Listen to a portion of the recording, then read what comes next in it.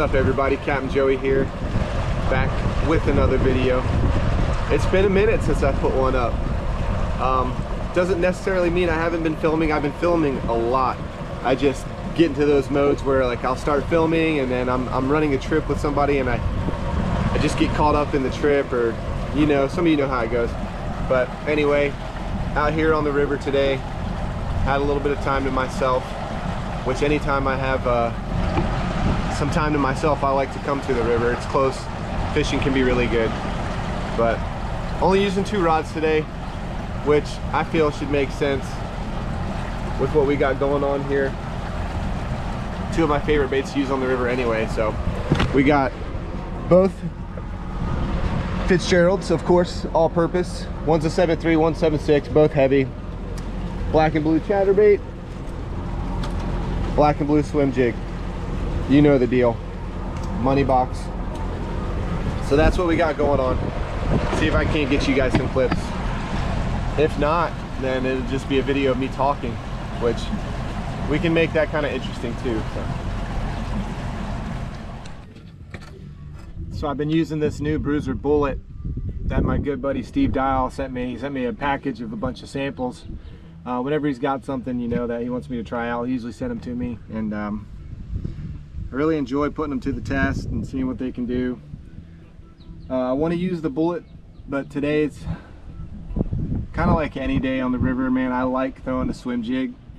So what we're gonna do, these bullets, they got a tail that have incredible action. So we're gonna take one and try probably right about there, just kind of rip it apart. And we're gonna use this as a trailer. The action this tail has is phenomenal. And like I said, it's kind of a swim jig deal. So we're gonna thread this on there like we would any other trailer. And we're gonna see what happens. I think it's gonna work out great. That's a phenomenal trailer. That thing's gonna get smoked.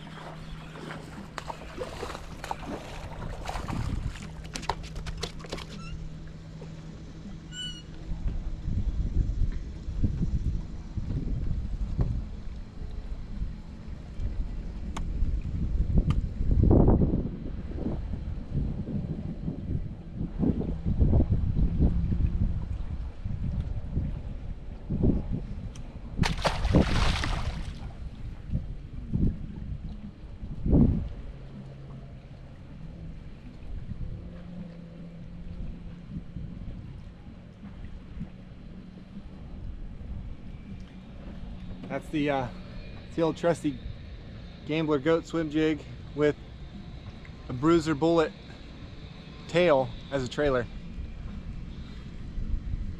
Works pretty good.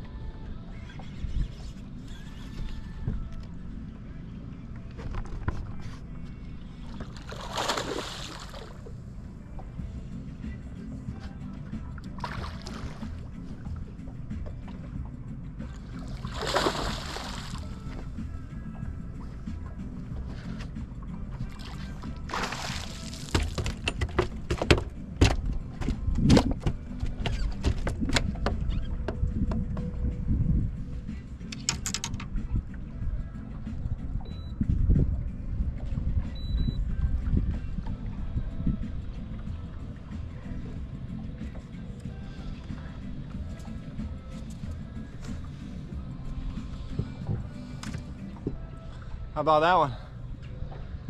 Swim jig with the Bruiser Bullet speed worm cut in half as a trailer. I'm telling you, the action on that tail, I've never seen anything like it. I'm sold. 6-pounder, 6.5-pounder. Probably doesn't look like that on the GoPro, but I'll take a picture and I'll show you guys.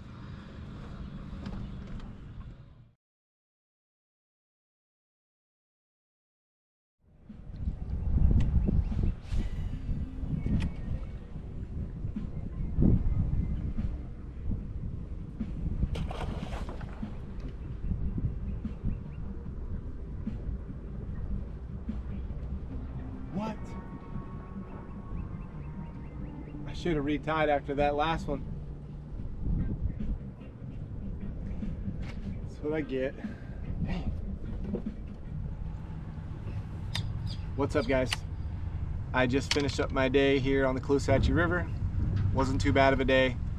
Want to say I ended up losing more fish than I caught, which is no big deal. I just enjoy being out here. I had a day off, so I consider any day off a weekend day. So I came out here, Clusatchee River, had some fun. Came out here kind of with a goal in mind to try some new stuff out that my buddy sent me. My good buddy Steve Dial, he owns Bruiser Baits. And Steve has been sending me free samples, baits for years.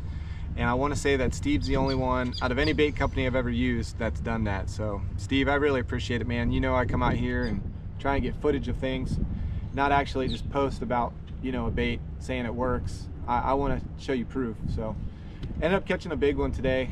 I want to say probably around 7 pounds, and it came on a Swimjig with a different kind of trailer. So I wanted to come out here and try and use the Bruiser Bullet. Was throwing it around a bunch. It's a great bait. The tail action on this thing is something like I've never seen, but I just couldn't get him to eat it. Okeechobee or different conditions, I feel like it would work, but I like the action of the tail so much. You know, I like trying different things. I was like, well, let me cut this thing in half and use it as a trailer on the Swimjig, and it looks awesome. That's what I was catching my fish on today. It's got what I call the bullet trailer. We'll call it the bullet trailer. It's not really ripped in half. I want to say three-quarter of the way down, and I'll try and get some footage of the action of it so you guys can actually see it, but it works. It works very good. The big fish that I got today was actually not in the pads. It was kind of off the pads, which tells me like this fish had time to look at it, feel it out before she wanted it. Usually when you're bringing stuff through pads, you know, erratically, violent, just a lot of commotion, fish will tend to bite it. It don't matter what it is. You can rip a weightless Senko through pads and they'll eat it like a Big Easy or a Swimjig. They just react to it. So the way the fish ate this thing told me that she was able to look at it, assess it, she liked it, she ate it. So that's what happened with that bait. I think I'm gonna do this a lot more often, and I think, Steve, we should start making some trailers. But we'll show you the big fish that I got today. I got her up front here. Super fun to eat. Anytime I come out here to the river and I'm able to catch a big fish like this, I'm always blessed, man. It's just doing something you love and enjoying it, and get to record it for you guys.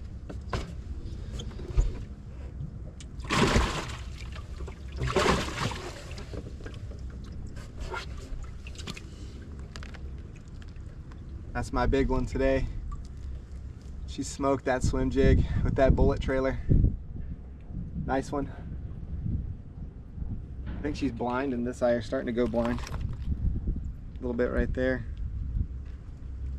Good fish. But yeah, that's all.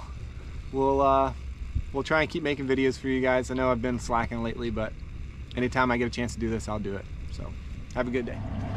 So before I close out this video, I wanted to come on here and add on to something. So it's happened to me over the years, more so with freshwater anglers, bass fishermen than salt. I don't know what the pattern is or what's going on, but so I'm coming down the river, I'm running, and I see a smaller bass tracker behind me. He's a little ways behind me.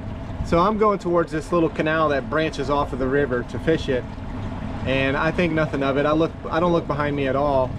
Come down off plane, go to engage my trolling motor, start trolling into this canal, and this guy with his big motor proceeds to run right in front of me just so he can get this canal all to himself.